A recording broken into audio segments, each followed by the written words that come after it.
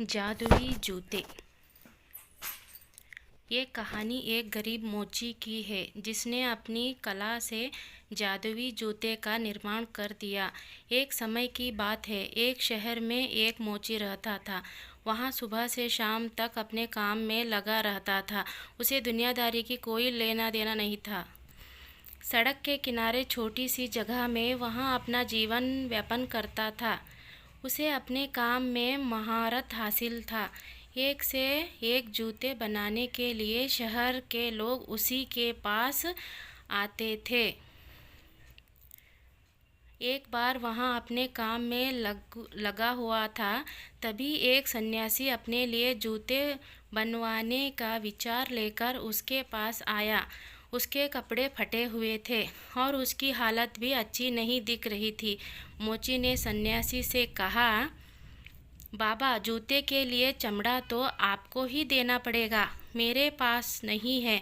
अब आप चमड़ा लाए हैं? सन्यासी ने एक पेड़ की छाल मोची को दे दी और कहा, तुम इसके जूते बनाओ।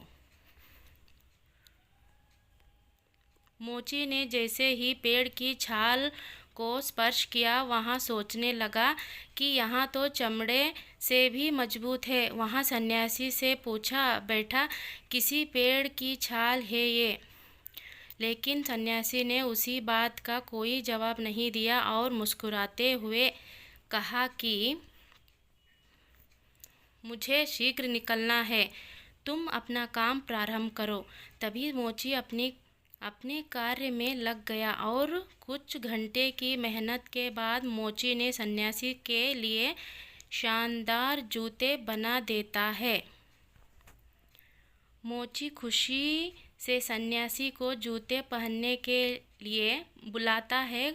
कई बार आवाज़ देने पर सन्यासी उसकी आवाज़ नहीं सुनते तो वहाँ अपनी जगह से उठकर सड़क पर आकर यहाँ वहाँ देखने लगता है, लेकिन सन्यासी का कहीं कुछ पता नहीं चलता और मोची परेशान हो जाता है और सोचता है, भला अब वहाँ इन जूतों का क्या करेगा। मोची को उसकी मेहनत के पैसे भी नहीं मिले थे, इसलिए वहाँ थोड़ा नाराज़ भी था। मोची ने सोचा, चलो शायद थोड़ी देर बाद सन्यासी बाबा आ ही जाएंगे। मोची को बैठे बैठे शाम हो गई, लेकिन सन्यासी वापस नहीं आए। मोची के दुकान बंद करने का समय हो गया था।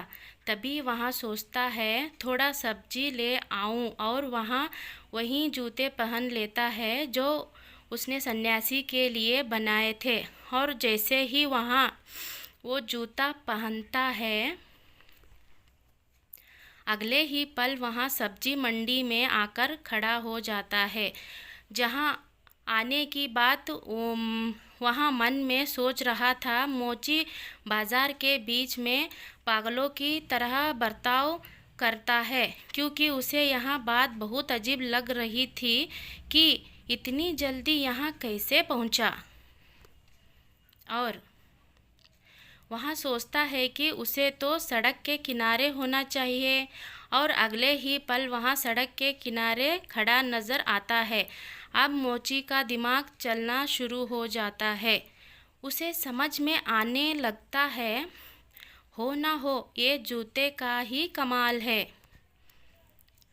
जिसकी वजह से वहाँ पलक झपकते ही कहीं भी पहुँच जा रहा था।